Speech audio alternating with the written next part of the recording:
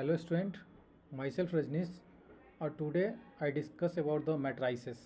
तो आज जो अपना चैप्टर है ना क्लास 12th का चैप्टर 3 जो कि मैट्राइसेस है, इसको हम लोग मैट्रिक्स भी बोलेंगे। पूरे चैप्टर में ना मैट्रिक्स और मैट्राइसेस, ठीक है। तो हम लोग काफ़ी अच्छा चैप्टर है, इसको हम लोग लीनियर अलजेब्रा के नाम से भी जानते हैं, ठीक है। देखो इसमें पूरे चीज़ें ना एकदम फास्ट कवर करेंगे, 30 से 40 मिनट के अंदर अंदर में पूरा मैट्रिक्स कवर कर देंगे, ठीक है। ठीक है, देखो मैट्रिक्स ना हम सबसे पहले क्या है, एक टाइप का ना one of the most powerful, ये ना वेरियस ब्रांचेज में यूज किए जाते हैं। Matrix is necessary for the various branches of the mathematics, और एक पावरफुल टूल है मैथमेटिक्स का, ठीक है। ये सब छोटा छोटा बात है थ्योरेटिकली, ठीक है। दूसरा बात है कि अगर हम मैट्रिक्स को लिखते कैसे हैं, तो देखो सबसे पहला हमारे पास ना एक एग्जाम्पल है जो कि मैट्रिक्स के बारे में। ये मेरे पास ना कुछ स्टूडेंट हैं जैसे कि राधा, फौजिया और सिमरन। इस सब के पास क्या है, कुछ बुक्स है, नोटबुक है और कुछ पेन है। तो हम क्या करते हैं ना कि उसके नोटबुक और पेन को ना एक टेबुलर फॉर्म में अरेंज कर लिए, ठीक है। देन आफ्टर हम इस नोटबुक को क्या करते हैं, फर्स्ट कॉलम में लिखते हैं, इसके पेन्स को सबके राधा, फौजिया और सिमरन, इसके ना पेन को इस सेकेंड कॉलम में लिखते हैं। तो जो डिसाइड होता है ना ये तीनों क्या है, रो हो गया, राधा, फौजिया और सिमरन, ये तीनों क्या हो गया इस मैट्रिक्स का ना। अगर कोई, तो ये जो मैट्रिक्स है जिसमें 6 एलिमेंट है, इस 6 एलिमेंट के मैट्रिक्स में ये तीनों, ये सब रो हो गया, फर्स्ट रो, सेकेंड रो और थर्ड रो। और ये हमारे पास फर्स्ट कॉलम और सेकेंड कॉलम। जो वर्टिकल लाइन होता है ना, ये जो है वर्टिकल लाइन है, और वर्टिकल लाइन जितना भी है that represent the column of the matrices और कॉलम ऑफ द मैट्रिक्स। और ये हमारे पास जितने भी है ये सब क्या होते हैं, जो हॉरिजॉन्टल लाइन में जो एलिमेंट्स लिखे होते हैं that is the row of the matrix, ठीक है। देखो तो ये चीज़ें लिखा हुआ था मेरे पास, ठीक है ना। अब देन आफ्टर हम लोग बात करते हैं कि व्हाट इज़ मैट्रिक्स। तो मैट्रिक्स जो होता है ना, it is a rectangular array of the number and the function. The number और फंक्शन आर द एलिमेंट और the integers of the matrix. देखो होता क्या है ना, अगर हम बात करते हैं कि इसमें कितने नंबर्स ऑफ एलिमेंट हैं, तो ये 6 नंबर्स ऑफ एलिमेंट है, क्योंकि 3, और इसमें रो कितने हैं, जो भी हॉरिजॉन्टल ये सब क्या है, रो हो गए, और ये हमारे पास क्या हो गए, कॉलम हो गए, ठीक है। सेम एट इज रो, 3 रो 3 और 3 कॉलम। ये मेरे पास क्या है ना, 3 रो, तो ये 3 रो और 2 कॉलम, तो इसको हम लिखते हैं 3 इंटू 2 क्रॉस। क्यों, जो पहले हम लिखते हैं ना, जब भी हम ऑर्डर ऑफ द मैट्रिक्स लिखते हैं, इसको बोलते हैं order of the matrix. Order of matrix जो मेरा होता है, ऑर्डर ऑफ मैट्रिक्स जो लिखाता है वो लिखाता है रो इंटू कॉलम, ठीक है, row into column of the matrix, that is order of the matrix. तो ये मेरे पास इंपॉर्टेंट बात सिर्फ लिखते चलेंगे, ठीक है। और ये मेरे पास 2 रो और ये मेरे पास 3 कॉलम हो गए। तो इसमें हम रो इंटू कॉलम लिखेंगे तो मेरे पास कितने रो हो गए, 2 इंटू 3, 2 इंटू 3। तो यही चीज़ लिखा है कि ये रो होता है, the horizontal lines element set to be constitute row and the verticals line of the elements are set to be the constituents a column, ठीक है। तो ये मेरे पास ना 3 रो 2 कॉलम, बी वाले में 3 रो, इसमें ना 3 रो हो गए और 2 कॉलम, इसमें भी, इसमें 3 कॉलम भी है, 3 रो एंड 3 कॉलम्स। और सी, अब ऑर्डर ऑफ मैट्रिक्स यही होता है, row into column of the matrix, that is the order of the matrix. The matrix is M rows and N column, that is the order of matrix, ठीक है, simply. अब बात करते हैं कि जो एलिमेंट होता है ना, जब हम एलिमेंट लिखते हैं तो A11, A12, A13, इसको हम आई और जे से रिप्रेजेंट करते हैं। आई और जे और एम और एन, आई और जे एम और एन जो है सो ऑर्डर ऑफ मैट्रिक्स होता है। और आई और जे, जैसे कि ये हुआ ना आई और जे, तो ये आई और जे जो बताता है कि प्लेस ऑफ द मैट्रिक्स, जो एलिमेंट है ना वो एलिमेंट किस प्लेस पे, जैसे कि A11 तो मतलब फर्स्ट रो, ये A11 ये जो बताता है, ये आई बताता है रो को और ये बताता है कॉलम को, ठीक है। तो मेरे पास जैसे ये एलिमेंट है, ये 1 1 तो first row first column, first row second column, first row third column. तो इस तरीके से हम लोग m इंटू एन, और that is the order of m into N, ठीक है। ये तो ये मेरे पास इंपॉर्टेंट हो गया, ठीक है। ये लिखा है कि ए मैट्रिक्स और ये ऑर्डर होता है m इंटू एन, सेल्विक only the matrix element are matrix which element are real number और fraction taking the real values, ठीक है। अब हम बात कर लेते हैं, एक और क्वेश्चन है, एक और है मेरे पास example, men worker women worker का। अब इसको मैट्राइसिस में लिखेंगे तो हमारे पास क्या है कि मीन और का फर्स्ट सेकेंड और तीनों फैक्ट्रीज में जो काम करते हैं, information regarding the men and women worker in the 3 factories, तीनों फैक्ट्रीज में। तो ये फैक्ट्रीज का हो गया, that is row into column में हम अरेंज कर दिए, ठीक है। ये मैट्रिक्स हो गया। 8 एलिमेंट है हमारे पास, 8 a word if the matrix has 8 element. अगर कोई मैट्रिक्स है जो 8 एलिमेंट का, सपोज दिस इज मैट्रिक्स, ये देखो ये मैट्रिक्स 3 × 2, दिस इज 6 एलिमेंट का ये मैट्रिक्स, इसमें जो एलिमेंट है 6 एलिमेंट है। लेकिन अगर कोई मैट्रिक्स 8 एलिमेंट का होगा तो मतलब क्या है कि इसका ऑर्डर जो होगा कहीं ना कहीं 4 × 2 हो सकता है, 2 × 4 हो सकता है। जो 8 एलिमेंट का, कम से कम 8 एलिमेंट, 1 × 8 हो सकता है। तो ये हमारे पास ना पॉसिबल ऑर्डर पेयर हो गया, ठीक है। तो ये पहला क्वेश्चन, ये एग्जाम्पल 2 है जो पॉसिबल ऑर्डर पूछता है, ठीक है। एग्जाम्पल 1 में हमारे पास ऑर्डर ऑफ द मैट्रिक्स पूछ लेता है। पहला क्वेश्चन बनता है कि ऑर्डर ऑफ मैट्रिक्स। दूसरा कि उस अगर कोई तुम्हारे पास ये 6 है, तो 6 है तो कितने नंबर हो सकते हैं, 1 × 6 हो सकता है, 6 हो सकता है, 6 × 1 हो सकता है, 6 रो, 6 × 1 भी हो सकता है, 2 × 3 हो सकता है, 3 × 2 हो सकता है। तो ये सब पॉसिबल ऑर्डर पेयर है, ठीक है। बस अब हमारे पास ना देखो 3 × 2 ये मैट्रिक्स दे रखा था, और ये अपने पास आई जे और आई जे पे एलिमेंट पुट करके हमको क्या करना है, वैल्यू फाइंड आउट करके हमको क्या करना है, अरेंज करना है। अपने पास क्या है, 3 × 2 क्रॉस मैट्रिक्स दे रखा है। तो हमारे पास क्या होगा, इस तरीके का, एक आई का वैल्यू 1 पुट करेंगे, जे का वैल्यू एक बार 1 पुट करेंगे। तो आई का वैल्यू जब 1 पुट करोगे, जे का वैल्यू भी 1 पुट करोगे, तो तुम्हारे पास जो वैल्यू आएगा वो 1 आ जाएगा। जब एक बार फिर से 2 पुट करना, फिर 2 पुट करोगे आई की जगह पे, जे के देखो फर्स्ट पहले रो इस तरीके से, फिर दूसरे ये वाले एलिमेंट अगर निकालना है तो पहले आई का वैल्यू 1 होगा, जे का वैल्यू 2 होगा। ये वैल्यू एलिमेंट निकालना है तो अपने पास एलिमेंट आई का वैल्यू क्या हो जाएगा, 2 हो जाएगा, और जे का वैल्यू 1 हो जाएगा। इस तरीके से हम लोग निकालेंगे तो ये हमारे पास मैट्रिक्स निकल जाएगा, ठीक है। अब हम बात करते हैं टाइप ऑफ मैट्रिक्स से। तो टाइप ऑफ मैट्रिक्स होता है, पहले होता है कॉलम मैट्रिक्स, जिसमें सिर्फ एलिमेंट जो होंगे कॉलम्स में होंगे। मतलब क्या है कि ना, एक ही कॉलम होंगे, this means it has only 1 column. A matrix said to be only 1 column. अगर एक ही कॉलम है, कितना भी रो, नंबर्स ऑफ रोज कितना भी, that is single column matrix, that is called the row matrix. जैसे देखो यहाँ पे क्या है कि ए इंटू आई इंटू जे, ये अपने पास क्या एलिमेंट है, और ये एलिमेंट आई इंटू जे कुछ भी, लेकिन हम यहाँ पे क्या है, m × 1, मतलब रो हमारे m हो सकते हैं, कितने भी रो हो सकते हैं, लेकिन कॉलम क्या है मेरा एक ही है। This means the column of matrix is 1, that is called the column matrix. Row matrix के लिए जस्ट उल्टा हो जाएगा कि इसके रो सिर्फ एक ही होंगे, लेकिन कॉलम्स बहुत सारे होंगे। जैसे कि कॉलम यहाँ पे 4 हो गए, 1 2 3 एंड 4, बट रो इज़ 1। तो ये हमारे पास क्या आता है, रो मैट्रिक्स होता है, ठीक है। जिसमें आई जे जो है प्लेस ऑफ एलिमेंट, जो प्लेस की किस प्लेस पे, तो इस पर हम फाइंड आउट करेंगे। तो हमारे पास रो क्या हो गया, पहले रो 1 हो गया। स्क्वायर मैट्रिक्स उस मैट्रिक्स को बोलते हैं जिसमें ना क्या होता है ना, रो और कॉलम्स का इक्वल होता है, the numbers of rows equal to the numbers of column, that is square matrix. मतलब एम इंटू एन मैट्रिक्स का ऑर्डर कोई मैट्रिक्स है तो एम और एन का वैल्यू क्या होगा, इक्वल हो जाएगा। जैसे 3 × 3, ये हमारे पास क्या है, ऑर्डर स्क्वायर मैट्रिक्स, ठीक है। ये आई जे एलिमेंट हो गया और m × n। तो सेम इस तरीके से मेरे पास डायगोनल ऑफ द मैट्रिक्स, ये ना डायगोनल, अगर कोई डायगोनल है तो ये वाला एलिमेंट को ना हम डायगोनल ऑफ मैट्रिक्स बोलते हैं, ठीक है। 1 4 6 ये लिखा है कि the element of diagonal of, अगर कोई स्क्वायर मैट्रिक्स है तो उसमें अगर हम डायगोनल एलिमेंट बोलते हैं तो ये हमारे पास जो A11 A22 A22 A33 ये जो है ना, ये सब डायगोनल एलिमेंट होते हैं, ठीक है।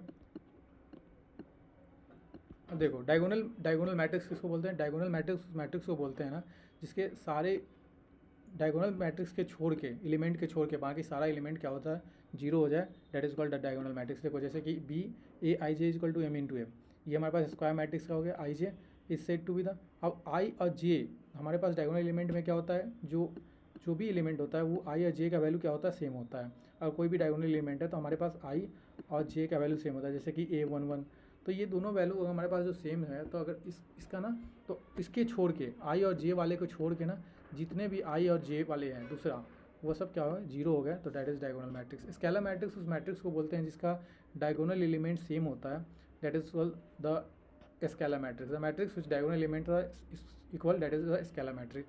आइडेंटिटी मैट्रिक्स हम उस मैट्रिक्स को बोलते हैं, जैसे कि हमारे पास जो ये आइडेंटिटी मैट्रिक्स में डायगोनल एलिमेंट का वैल्यू 1 होता है, वो कितना भी ऑर्डर्स का हो, ठीक है, दैट इज़ कोई ऑर्डर का हो, ये सिर्फ डायगोनल एलिमेंट आई इंटू जे, देखो आई और जे का वैल्यू अगर 1 होता है, बाकी लेफ्ट वाले जितने भी I and J not equal to, जब भी आई और जे वाला एलिमेंट, जब ये कोई एलिमेंट ये सब प्लेस ऑफ द एलिमेंट है, एलिमेंट आई और जे, तो ये हमारे पास ना आई और जे का वैल्यू अगर इक्वल नहीं होगा तो मतलब दिस वैल्यू शुड बी 0, ठीक है। ये अब आ गया जीरो मैट्रिक्स, तो इसको बोलते हैं नल मैट्रिक्स, कि कोई भी मैट्रिक्स के अंदर सारे एलिमेंट जब 0 होते हैं, that is called the null matrix और द जीरो मैट्रिक्स।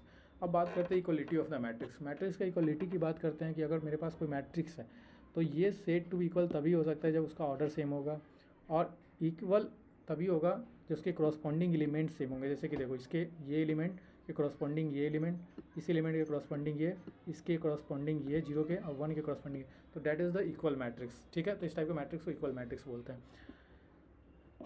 यहाँ से हम वैल्यू फाइंड आउट कर सकते हैं। इक्वल मैट्रिक्स अगर कोई दे रखा है तो इस तरीके से हम लोग वैल्यू फाइंड आउट कर सकते हैं, सिंपल इक्वल करके। ठीक है, सेम एज इट इज इसमें भी है। ठीक है, इक्वल मैट्रिक्स करके हम लोग वैल्यू फाइंड आउट करेंगे। ठीक है, ये क्वेश्चन हो गया। तो ओवरऑल इस एक्सरसाइज में हमारे पास यही सब दे रखा है, मैट्रिक्स दे रखा है। इसमें हमारे पास ऑर्डर ऑफ मैट्रिक्स निकाला, नंबर्स ऑफ एलिमेंट निकाला। नंबर ऑफ एलिमेंट कितना हो, जितना ऑर्डर ऑफ मल्टीपल कर दोगे, जैसे 3 4 4 रो एंड 3 कॉलम्स, 4 रो 3 रो, ए 1 2 3 रो, और कॉलम कितने हो गए 1 2 3 4 कॉलम, तो कितना हो जाएगा 12 एलिमेंट। दिख भी रहा है 12 एलिमेंट। तो ये हमारे पास, और अलग अलग एलिमेंट के लिए हम लोग कि राइट द A13, तो A13 क्या हो जाएगा, पहले रो और तीसरा कॉलम, पहला रो और तीसरा कॉलम, मतलब दिस इज √3। तो इस तरीके से फाइंड आउट 12 एलिमेंट है, और पॉसिबल कितना है 13 element. If you has a 30 element, 24 element which possible order कितना होगा अगर 30 इफ इट इज़ है 30 एलिमेंट। ठीक है, 18 एलिमेंट दे रखा है, 5 एलिमेंट कंस्ट्रक्ट करना है इस तरीके से, आई का वैल्यू पुट करके, तो मैट्रिक्स डिटरमाइन कर लेना। ठीक है, ये सब ईजी है, काफ़ी ईजी है ये सब। एक्स वाई कंपेयर करके निकालेंगे स्क्वायर मैट्रिक्स से, एक्स वाई, तो वाई का वैल्यू 4 हो जाएगा, जेड का वैल्यू, एक्स का वैल्यू 5 हो जाएगा। सेम एडिजिटीज निकाल लेना। अब हम बात करते हैं ऑपरेशन ऑफ मैट्रिक्स की। ऑपरेशन ऑफ मैट्रिक्स में होता है क्या, पहले तो हम लोग देखें कि मैट्रिक्स क्या होता है, ऑर्डर ऑफ मैट्रिक्स क्या होता है, और इसके बाद हमने टाइप ऑफ मैट्रिक्स के बारे में देखा, एलिमेंट जो प्लेसेड होता है मैट्रिक्स में आई और जे करके, उस टाइप ऑफ मैट्रिक्स हमने देख लिया। अब एडिशन ऑफ ऑपरेशन देख लेते हैं। एडिशन ऑफ मैट्रिक्स में अगर मेरे पास एक फैक्ट्री में जो बॉयज या गर्ल दे रखा है, इस फैक्ट्री में भी बॉयज और गर्ल दे रखा है कि 2 फैक्ट्री है, अगर इसको स्कूल बोलता है काफ़ी अच्छा रहता। तो क्या होता है, दोनों फैक्ट्री का जोड़ोगे तो इसमें इस पूरा ना बॉयज़ को क्या है कि ना, जो फैक्ट्री का बॉयज़ भी जुड़ जाएगा, ये 80 ये इंटू फर्स्ट रो, जैसे कि A11 पहले एलिमेंट, पहले A11, और इसमें जब भी होगा ना तो सेम ऑर्डर, उसका ऑर्डर सेम होता है। जैसे इसका ऑर्डर क्या है 3 रो इंटू 2 कॉलम, तो कभी एडिशन होती है ना मैट्रिक्स का, तो 3 इंटू सेम, इसका ऑर्डर सेम होना चाहिए। ये 3 इंटू 2 और इसका भी 3 इंटू 2। अगर 2 स्क्वायर मैट्रिक्स कोई भी मैट्रिक्स को अगर ऐड कर रहा है कोई, तो इसका ना ऑर्डर सेम होना चाहिए दोनों मैट्रिक्स का, एडिशन ऑफ मैट्रिक्स का। तो हम आप फाइंड आउट कर लेंगे, सिंपल जोड़ देना है, बस खत्म। सम करते हैं दोनों मैट्रिक्स का, तो उसमें क्या होता है, मैट्रिक्स ऑब्टेन होती है, करस्पॉन्डिंग एलिमेंट के साथ क्या करते हैं, उसको एडेड कर देते हैं, बस और कुछ नहीं करते हैं। सेम ऑर्डर होना चाहिए, दोनों मैट्रिक्स का ऑर्डर सेम होना चाहिए मीन टू एन, तब जाके एडिशन पॉसिबल है। ठीक है, तभी जाके एडिशन पॉसिबल हो सकता है।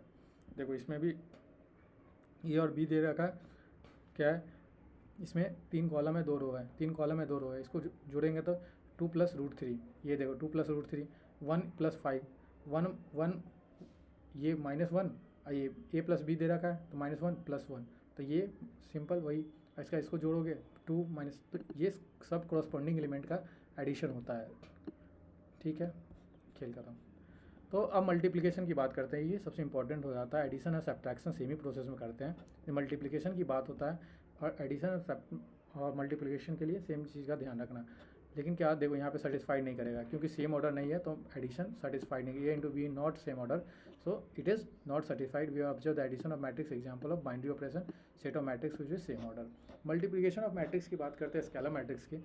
तो हमारे पास कोई मैट्रिक्स का मल्टीप्लिकेशन करते हैं तो हम रो इंटू कॉलम मल्टीप्लाई करते हैं। जैसे देखो अपने पास क्या है ना, कि अगर सिंपल कोई एलिमेंट है, ये अपने पास था, और हमने इसको मल्टीप्लाई करना था T2 से, सारे एलिमेंट्स को हम 2 से, मतलब अब फैक्ट्री में ना क्या हुआ कि पहले इतना नंबर था और फैक्ट्री में क्या हुआ डबल हो गया, सपोज करो। तो ये मैट्रिक्स सब पे मल्टीपल कर दो, सारे एलिमेंट में मैट्रिक्स का मल्टीपल हो जाएगा 2 से।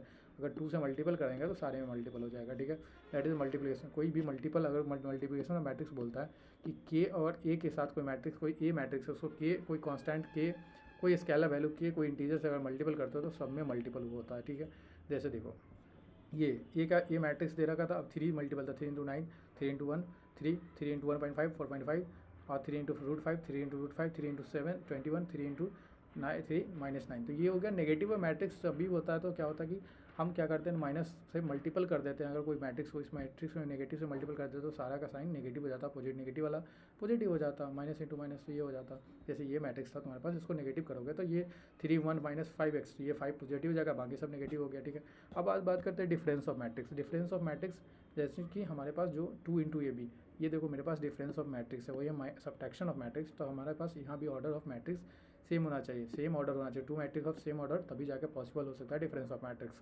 तो ये हमारे पास 2a इंटू बी, तो हम 2 से सारे मैट्रिक्स से मल्टीपल कर लेंगे और देन माइनस करेंगे हम यहाँ पे बी मैट्रिक्स को। ठीक है, यहाँ पे लिखना मैट्रिक्स का ये स्क्वायर ब्रैकेट में हम लिखते हैं। ठीक है, प्रॉपर्टीज ऑफ मैट्रिक्स की बात करते हैं तो प्रॉपर्टीज होता है क्यूमुलेटिव लॉ को फॉलो करता है, एसोसिएटिव लॉ को ए प्लस बी, तो बी प्लस ए भी सेम आएगा। एसोसिएटिव लॉ को फॉलो करता है ए प्लस बी का, जब ए प्लस बी प्लस सी करोगे, पहले ए प्लस बी का सम निकालोगे, देन इसका सम के साथ सी का सम करोगे, या पहले ए का सम ए बी और सी का निकालोगे और ए का सम करोगे, तो रिजल्ट क्या होगा, सेम आएगा। तो एसोसिएटिव लॉ को भी फॉलो करता है। हमारे पास ना मैट्रिक्स जो होता है वो एग्जिस्टेंस ऑफ एडिटिव आइडेंटिटी को भी फॉलो करता है। अगर कोई मैट्रिक्स है ना, अगर ए के साथ जीरो को मल्टीपल करोगे, जीरो के ए के साथ, तो ये मैट्रिक्स ए ही आ जाएगा। अगर कोई भी मैट्रिक्स हो जीरो से, तो ये चीज़ है। फिर अगर मेरे पास नेगेटिव, अगर पॉजिटिव और नेगेटिव के साथ अगर ऐड कर दोगे तो वो जीरो मैट्रिक्स दे देगा।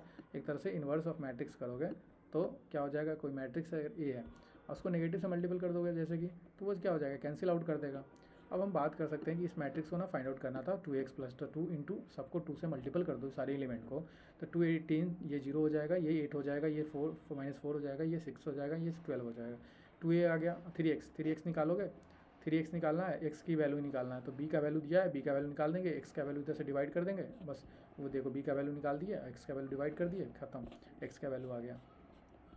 a प्लस एक्स वाई का वैल्यू दे रखा है, x प्लस वाई दे रखा है, x प्लस ये और x माइनस वाई। अब क्या करना है अपने को, माइनस एक्स और वाई का वैल्यू निकालना है, दो इक्वेशन है, दो वेरिएबल है, एक्स वाई का वैल्यू फाइंड आउट हो जाएगा। ठीक है, तो ये इजी सब है। ठीक है, मल्टीप्लिकेशन ऑफ मैट्रिक्स की बात करते हैं, एडिशन सब्ट्रैक्शन मैंने देख लिया। मल्टीप्लिकेशन ऑफ मैट्रिक्स जब बात करते हैं तो मेरे पास देखो एक रिक्वायरमेंट है, मेरे पास क्या है, एक रिक्वायरमेंट है 52558 की। अब प्राइसेस ना पर पीस का प्राइसेस क्या है 5 and 20।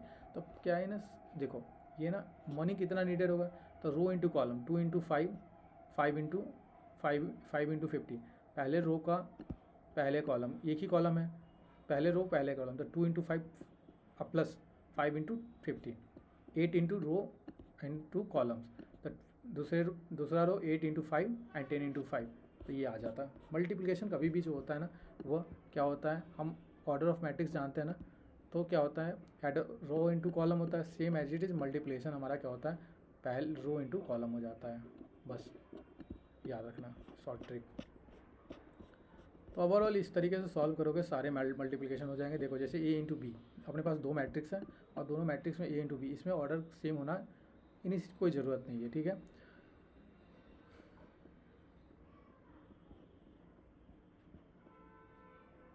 One minute. हाँ,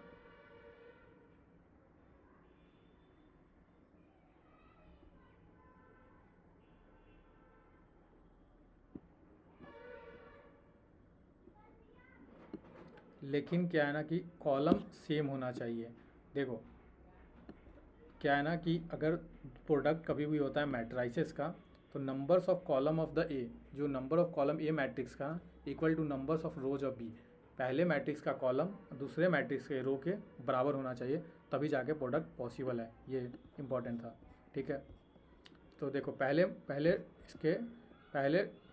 मैट्रिक्स के कॉलम और दूसरे मैट्रिक्स के रो, पहले मैट्रिक्स का कॉलम, इसके कॉलम कितने हो गए 3, और दूसरे मैट्रिक्स का रो, तो इसका रो कितने हो गए 3 रो। तो ये ना पहले मैट्रिक्स का कॉलम 2 इंटू 3, ये रो इंटू कॉलम 2 इंटू 3, ये हो जाता 3 इंटू 1। तो पहले मैट्रिक्स का कॉलम ये और दूसरे मैट्रिक्स का रो ये सेम होना चाहिए, तब जाके मल्टीप्लिकेशन पॉसिबल होता है, देन मल्टीप्लिकेशन इज पॉसिबल। अब ओवरऑल सॉल्व करोगे, जैसे ये एग्जांपल देखो, इसमें क्या है, पहले इसमें कितने रो हो गए, इसमें कॉलम 2 है, इसमें भी, इसमें रो 2 है, तो then multiplication should be possible. अब मल्टीप्लिकेशन पॉसिबल देखो, ये लिखा है 2 A has 2 column equal to the numbers of rows of B, तो दूसरे रो के तब जाके क्या होगा, प्रोडक्ट जो है पॉसिबल होगा। ठीक है, अब देखो उसको मल्टीप्लाई कैसे करते हैं, पहले रो का पहले कॉलम के साथ, तो देखो 6 इंटू 2 12, 9 इंटू 7 हो गया, फिर दूसरे पहले रो का दूसरे कॉलम के साथ 6 into 9, 6 into 6, 9 into 9, 6 into 0, 6 into 9 into 8, ये हमारे पास सेम एज इट इज़। अब दूसरे रो को सिलेक्ट करेंगे सारे कॉलम के साथ, 2 into 2, 3 into 7, 2 into 6, 3 into 9, 2 into 0, 3 into 8, ये मेरे पास मल्टीप्लिकेशन हो गया। मल्टीप्लिकेशन एज इट इज़ ऐसे होता है। ठीक है, देन आफ्टर मल्टीप्लिकेशन के बाद ये सब मल्टीप्लिकेशन ही है। यहाँ पे कुछ क्या है कि रूल्स फॉलो नहीं होता, जैसे कि अगर हम ए इंटू बी करते हैं, बी इंटू ए, तो मल्टीप्लिकेशन में कम्यूटेटिव लॉ फॉलो नहीं करता है, ठीक है, ये इंपॉर्टेंट है। अब बात करते हैं प्रोडक्ट। तो प्रॉपर्टीज ऑफ मल्टीप्लिकेशन वही कि एसोसिएटिव लॉ की बात करते हैं, तो ये मैट्रिक्स साइज में होता है। डिस्ट्रीब्यूटिव लॉ भी फॉलो करता है बट क्यूमुलेटिव लॉ नहीं फॉलो करता है। अगर आइडेंटिटी मैट्रिक्स के साथ अगर किसी भी मैट्रिक्स को मल्टीपल करोगे तो क्या हो जाएगा, सिंपल वह सेम मैट्रिक्स दे देता है अगर कोई स्क्वायर मैट्रिक्स के साथ मल्टीपल करोगे तो, ठीक है। जैसे ये अपने पास है, इसको सॉल्व करोगे, ए इंटू बी इंटू सी करोगे तो तुम्हारे पास क्या आएगा, रिजल्ट जो आ जाएगा वो सेम ही आ जाएगा, ठीक है। तो ए इंटू बी सी और ए इंटू बी इंटू सी करोगे तो सेम रिजल्ट आ जाता है। ये भी पॉसिबल है, ए प्लस बी और सी। डिस्ट्रीब्यूटिव लॉ भी पॉसिबल है, बस क्यूमुलेटिव लॉ पॉसिबल नहीं है, ठीक है। तो इस तरीके से सॉल्व करोगे सारे प्रॉब्लम सॉल्व हो जाएंगे मैट्राइसेस के, ठीक है। मल्टीप्लिकेशन हो गया। अब हम बात करते हैं transpose of matrix. Transpose of matrix किसको बोलते हैं, जो मैट्रिक्स को हम ना रो से कॉलम में कन्वर्ट करते हैं, तो रो को चेंज कर देते हैं कॉलम में, that is a transpose of matrix, बस खत्म। देखो कोई अगर मैट्रिक्स है, ये मैट्रिक्स अपने पास क्या है, 2 कॉलम्स का है और 3 रो है, तो इसको इस कॉलम्स वाले ना सारे को ट्रांसपोज करो, 3 ये जितने रो है कॉलम मैट्रिक्स को ना रो में कन्वर्ट करो या रो मैट्रिक्स को कॉलम में कन्वर्ट करो। तो रो मैट्रिक्स जितने भी कॉलम मैट्रिक्स है तो 3 इंटू रूट 3 0, और इसको A5 5 1 और 1/5 ये अपने पास ट्रांसपोज हो गया। तो प्रॉपर्टीज ऑफ मैट्रिक्स बोलता है ए अगर ट्रांसपोज करोगे किसी ट्रांसपोज मैट्रिक्स को ट्रांसपोज करो, आप इसको ट्रांसपोज करते फिर से तो यही आ जाता, तो ट्रांसपोज मैट्रिक्स को ट्रांसपोज करोगे तो सेम मैट्रिक्स दे देगा। ए प्लस बी का ट्रांसपोज करोगे तो ये भी ट्रांसपोज है, बी ट्रांसपोज करोगे तो भी पॉसिबल है। अगर कोई कॉन्स्टेंट के साथ मैट्रिक्स का मल्टीपल करके ट्रांसपोज करोगे या मल्टीपल ट्रांसपोज करने के बाद मल्टीपल करोगे तो भी वैल्यू सेम आएगा। ए और बी का दोनों का ट्रांसपोज करोगे मल्टीपल करके, पहले मल्टीपल करोगे देन ट्रांसपोज करोगे, या पहले मल्टीपल कर लो दोनों का ट्रांसपोज कर लो देन मल्टीपल करो तो भी वैल्यू सेम आएगा। तो ये properties of transpose of matrix का था। अब बात करते हैं सिमेट्रिकल मैट्रिक्स और इसकी सिमेट्रिकल मैट्रिक्स। सिमेट्रिकल मैट्रिक्स जो होता है ना वो क्या होता है, डेट इज सिमेट्रिकल मैट्रिक्स। जब क्या होता है ना, जैसे कि ट्रांसपोज निकालोगे, ये मैट्रिक्स है, मैट्रिक्स का ट्रांसपोज निकालोगे, डेट इज सिमेट्रिकल मैट्रिक्स। तो एक दूसरे को देखोगे तो क्या होता है, सिमेट्रिकल मैट्रिक्स। कोई भी अगर transpose of matrix is equal to A matrix, that is a symmetrical matrix, ठीक है। इसमें हम अगर हम स्क्यू सिमेट्रिकल मैट्रिक्स का देखते हैं, देखो जैसे कि ये एग्जाम्पल में देखते हैं, तो ये मेरे पास अगर कोई तो ए प्लस ए और उसके ट्रांसपोज मैट्रिक्स को फाइंड आउट करोगे तो वो तुमको क्या देता है, सिमेट्रिकल मैट्रिक्स दे देगा। और ए और माइनस निकालोगे तो ये तुम्हारे पास स्क्यू सिमेट्रिकल मैट्रिक्स दे देता है, ठीक है। पहला थ्योरम ये बोलता है। कोई 2 मैट्रिक्स लेके देख सकते हो, जैसे देखो ये अपने पास मैट्रिक्स है और ना सम सिमेट्रिकल है एसिमेट्रिकल निकालना, तो ए बी मैट्रिक्स है तो अपने पास देखो पी हाफ ऑफ ये भी निकालोगे, पी निकालोगे ना, पी बी प्लस ये, तो ये निकालोगे मैट्रिक्स पी बी और इसका ट्रांसपोज ऑफ मैट्रिक्स, तो ये बी और इसका ट्रांसपोज ऑफ मैट्रिक्स का जब सम निकालोगे, दोनों का ये सम कर रखा है और इसके बाद इसको हाफ से डिवाइड किया है, then the matrix should be इस टाइप का मैट्रिक्स को, that is a symmetrical matrix. क्यों सिमेट्रिकल मैट्रिक्स, देखो इसलिए सिमेट्रिकल मैट्रिक्स, अगर डायगोनल एलिमेंट से इधर देखोगे और ऊपर में देखोगे या नीचे में देखोगे तो क्या होगा, तुमको इक्वल एलिमेंट दिख रहा है, देखो जैसे -3/2 -3/2 -3/2 -3/2 1 1, ये that is a symmetrical matrix. और इसको सिमेट्रिकल मैट्रिक्स में जस्ट उल्टा हो जाता है कि दिखता नहीं है, देखो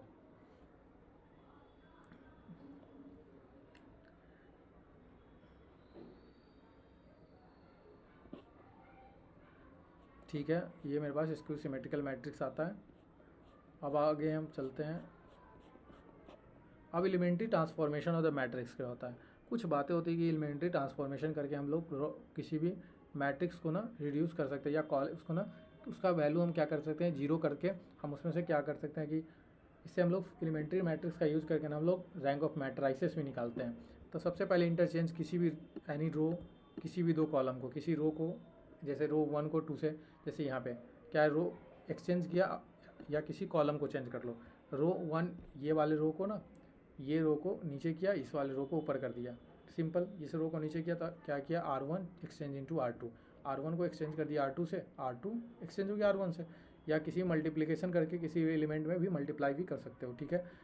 रो into column by non zero numbers, कोई भी नॉन जीरो नंबर के साथ, के उस नंबर का वैल्यू 0 नहीं होना चाहिए, सिर्फ कोई भी नॉन जीरो नंबर के साथ मल्टीपल करना है, ऐसा नहीं कि 0 नंबर से मल्टीपल करके उसको 0 बना देते हैं, ऐसा नहीं करना, ठीक है। अप्लाई कर सकते हो इस तरीके से भी कि कोई के साथ उसी के जैसे 1/7 3 इस तरीके से अप्लाई कर सकते हो।